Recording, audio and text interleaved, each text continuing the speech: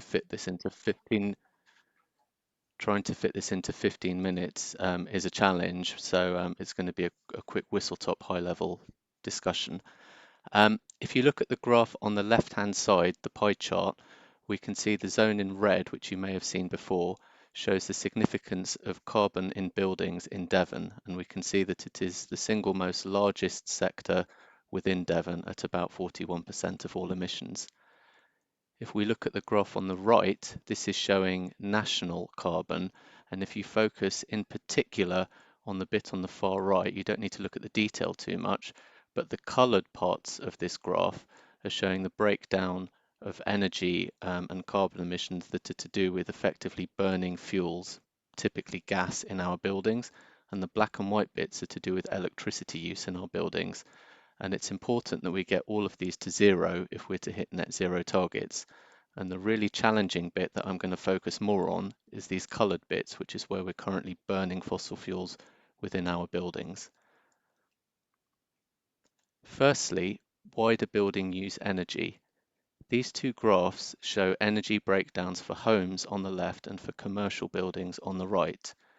We can see that these are broadly split into the red parts and the blue parts, with the red parts being for space heating and hot water, and the blue bits typically being for electricity use.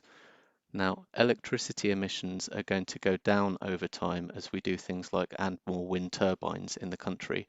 So really the urgency is what we do with all the heating for our buildings and for our hot water where we're currently using gas. This is a really challenging area that we need to address. This is quite a complicated looking graph, and I really don't want to bamboozle you with too much detail here, but it's up here just to show you that there are a lot of things that have to happen for this to be achieved. We can think about addressing carbon reduction in buildings as a supply and a demand issue. Firstly, we need to reduce the demand for energy in our buildings by changing our behaviour in buildings and by making our buildings and energy systems within our buildings more efficient, typically by doing things like insulating them. If we look at the image on the far left, we can see an insulated coffee mug um, and an active coffee heater. And we can see from the thermal image that we're losing a lot more heat from the uninsulated coffee heater. If we can insulate our buildings, then we can reduce the demand for energy, which means it's then feasible to meet that demand using new low carbon sources of heat. We'll be able to do this using things like electricity, hydrogen, and from heat networks, which I'll talk about in a bit. Discussing carbon reduction and demand reduction, one of the first things we can do is change our behaviour. Here there are 6 measures that are listed, and these have been stated by the Committee on Climate Change, where I've taken some of the graphs from in this presentation. They discuss things like turning off lights, like preheating our homes so that we're using energy at less carbon intensive times of the day, by using things like smart meters that some of you may already have in our homes to understand our energy and change our behaviours, to do things like putting in low flow shower heads and lowering temperatures in our homes, and maybe even purchasing heat and comfort as a service from external providers. All of these are direct behaviour things that we could do, but collectively they're not going to save a huge amount of carbon, only 2% of the projected carbon reduction to 2050. They're still important as things that enable us to reduce carbon, but we can't meet this challenge simply by changing our behaviour in our existing buildings. We'll need to do things like change the efficiency of our buildings and change how we supply energy to these buildings. This graph here shows a range of different things we can do to our existing buildings, in this case in a domestic setting.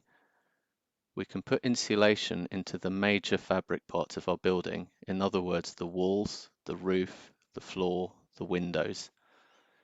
Most homes in the UK have cavity walls, in other words they have a gap in them, which means that we can inject insulation into that gap where there is not already insulation. More challenging are homes that don't have this cavity, which is typically older dwellings. Here we can fit insulation to the outside of the wall as shown in the image on the bottom left, or potentially on the inside too, though this is less effective. We can also replace windows, and in the image on the bottom right, we can put insulation between the floor. As can be seen from the image, clearly that's quite a disruptive thing to be doing. We can also put insulation into our loft spaces.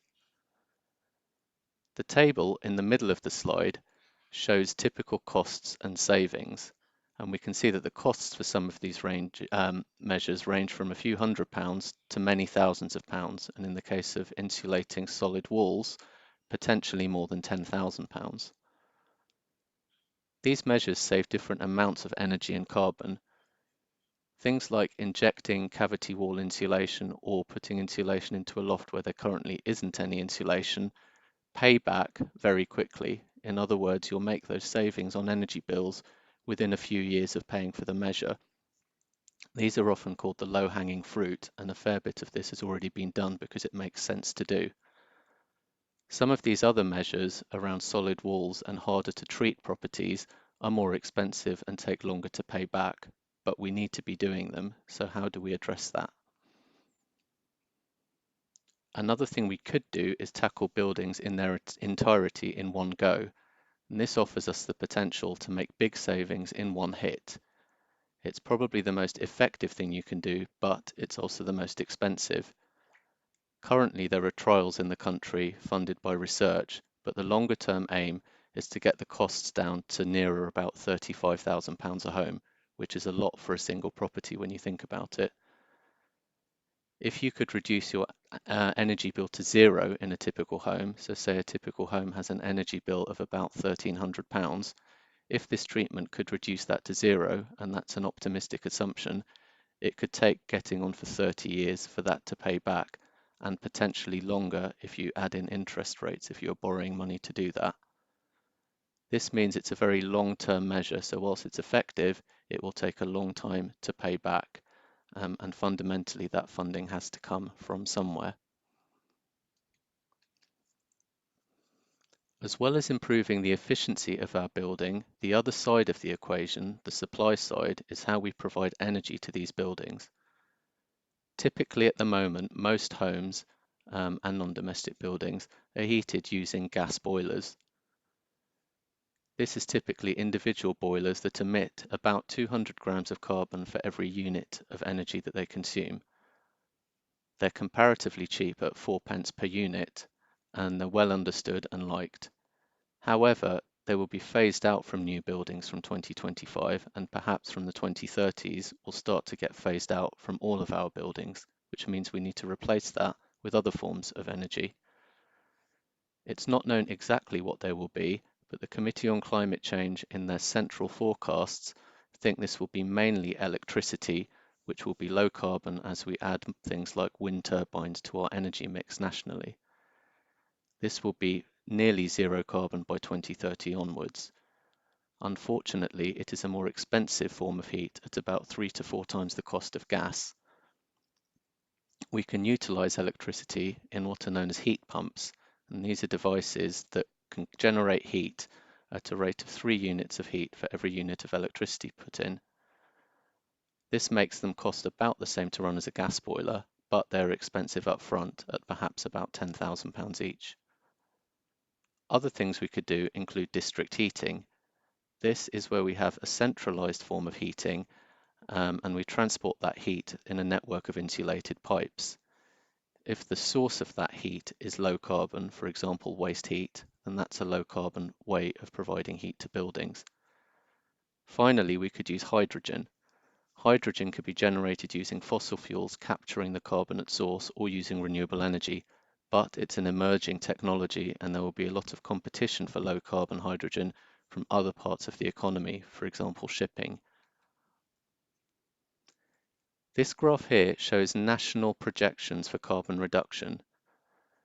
Don't worry if you don't understand it too much, but generally speaking, if we don't do anything, emissions from buildings will remain broadly static as they have done over the last few years. These bits of colour each represent a different measure in the UK that may need to be undertaken to bring it down to zero. Some of them for homes, some for non-residential buildings. We can see that replacing our heating systems with low carbon alternatives, which is this green and light blue, are the most significant of these, but insulation is also needed to enable this to happen. To do this, we need to massively ramp up what we're currently doing. At the moment in Devon, we're installing insulation measures at a rate of a few hundred a year, but we need to get this up to several thousand a year, which in the case of lofts and solid wall insulations is ramping up by a factor of 23. The graph on the right shows nationally what's happening in terms of installations of lofts, cavity walls and solid walls, with the general height of each of these, the number of installations in a year, and for each of these the black line showing where we need to be. In other words, there's a massive gap between what we need to do and what is happening. It may be that we will need to improve the energy performance of our buildings to a high level, in other words, at least a C rating on an A to G rating, before we can do things like rent them out or get a mortgage on them or sell them. We need to do similar step changes in delivery for heating. The graph on the right shows in the yellow and orange the current national uptake for heat pumps, with the purple and raspberry colour showing the step changes needed to get to where we need to for decarbonisation. This means over 1 million heat pumps a year nationally, or about 50 a day in Devon, such that by 2030, 15% of homes may need to have heat pumps. Hydrogen will need to be trialled and scaled up, and that as natural gas is phased out, and any new boilers will need to be ready to take hydrogen potentially. District heating will also need to be scaled up, typically aimed at high density areas, for example flats and areas of non-domestic buildings. I'd just like to finish by talking very briefly about costs and benefits. It is acknowledged by the Committee on Climate Change that buildings are one of the most expensive parts of the whole economy to decarbonise. At a national scale, they reckon about £360 billion of investment will be needed by 2050, mainly from homes. Interestingly, just yesterday I looked up that in the UK between March and November 2020, the net public borrowing increased by about that amount as a result of COVID. So a similar amount to that cost of COVID, but obviously spread out to 2050. These are quite big numbers. We're talking about investments of about £250 million in Devon each and every year to 2050. This is an investment cost of less than £10,000 per household on average, and for 63% of homes, no more than £1,000 on energy efficiency, with the rest coming from heating system replacements, but these costs are not evenly spread. Some will need more spent on them. This will unlock some benefits, so homes will be cheaper to run, but nationally, the savings are about 5 billion a year, the costs are about 12 billion a year, and a lot of those savings are from more simple things like behaviour, improvements in lighting and appliances. In other words, some of the cheap things that might happen anyway. So we know this is an expensive thing that might need to happen. There are some upsides though. It could create a significant amount of jobs, a few thousand in Devon, for example, and our buildings may be nicer as a result, as well as being lower carbon. But ultimately, one of the biggest challenges that we will need to bridge is how this will be funded. The last comment I would just like to finish on, however, even though it's potentially a bit bleak that this is quite expensive, overall it's consistently been shown that not acting on climate change has been shown to be more expensive than acting. Thank you. Right, thank you very much.